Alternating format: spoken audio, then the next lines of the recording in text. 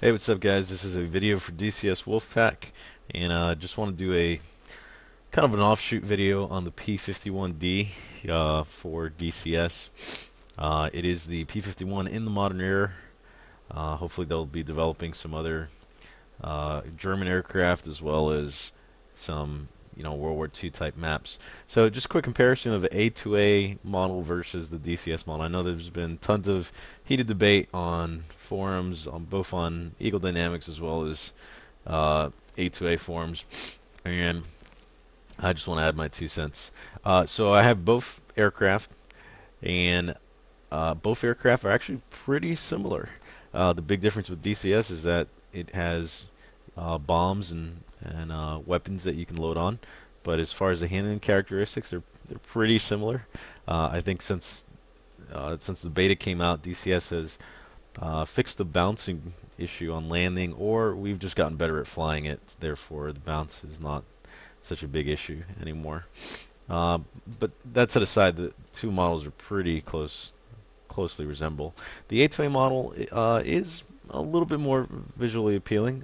If you look at the skin, for instance, of this aircraft, it doesn't have that high gloss metal shine that FSX comes with, and that's just something that FSX has been able to pull off for any metallic aircraft, that beautiful reflection.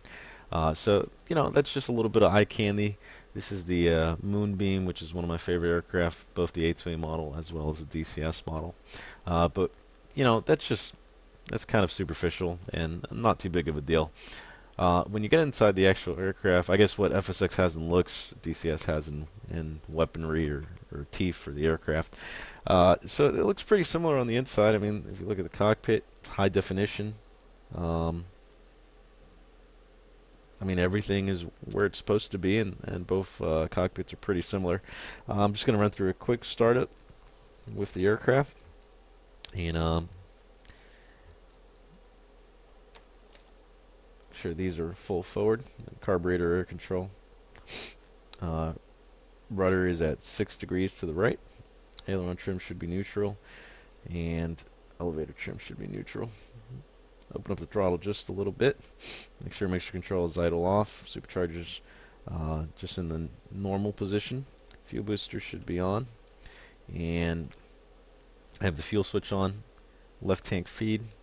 Magnetos are off currently, and the battery and alternator. So I'll go ahead and turn the battery on, as well as the alternator. And I'm going to start priming this bad boy. Fuel booster is on. Getting fuel pressure here.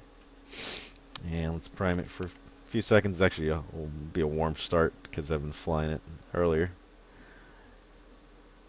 Okay, a little bit of throttle, and I'll count the 6 blades here on the start.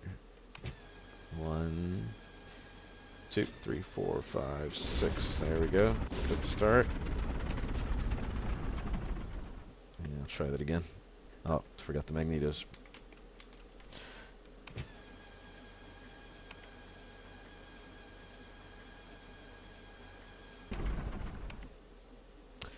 Priming a little bit here. 1, 2, 3, 4, 5, 6. Oh, still not kicking over. Try priming it for a few more seconds here. So as you can see, you're not guaranteed to start, just like the A2A model with accu-sim. So they're very comparable.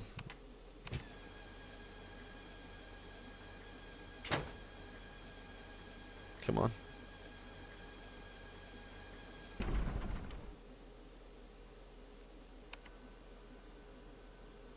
some reason I'm not getting a good start here. Oh, I better turn the mixture off. Okay, here we go. There we go. Mixture's in. And we got a good start.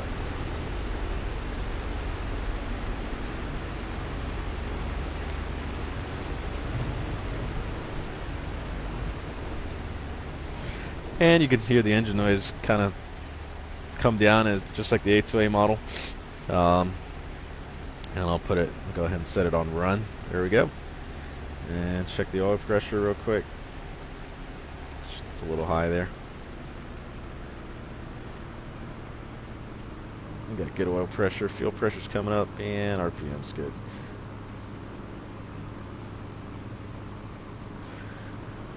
So, yeah, I mean, you know, there's not too much of a difference that I'm seeing.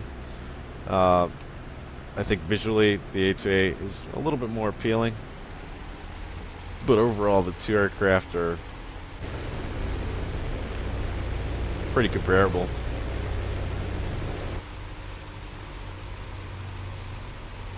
And there's a brand new Huey that EA is developing.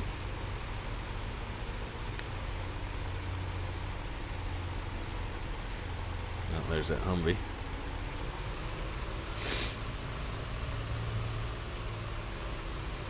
Ground handling is a little bit trickier in the DCS model,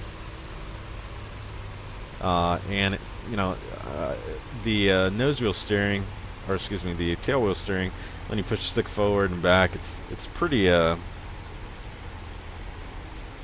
just not the best. Let's put it that way. So I do have to use a lot of brake steering, whereas in the A2A model you can push the stick forward and it does a great job of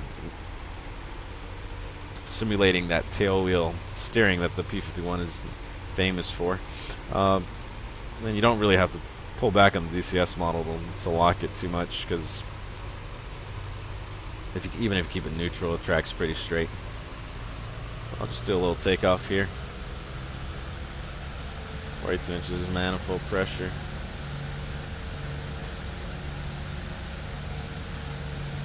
You could see the camera shaking and all the movement, which is pretty awesome because I'm a big fan of the Easy Dock system in FSX. Go ahead and put the gear up.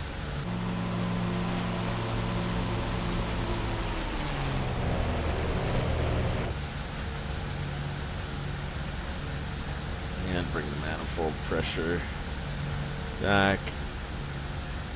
And bring the RPM back.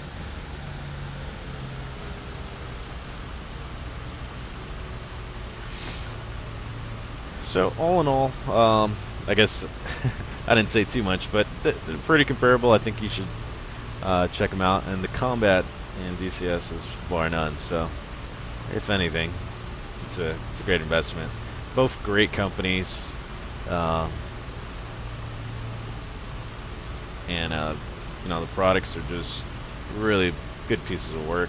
We've never really seen World War II aircraft like this in a simulator, where the systems are modeled and you can break the engine by mishandling the prop and throttle manifold pressure. So all in all, good stuff. And that's just my 2 cents with the A2A DCS debate. Hope you guys enjoy.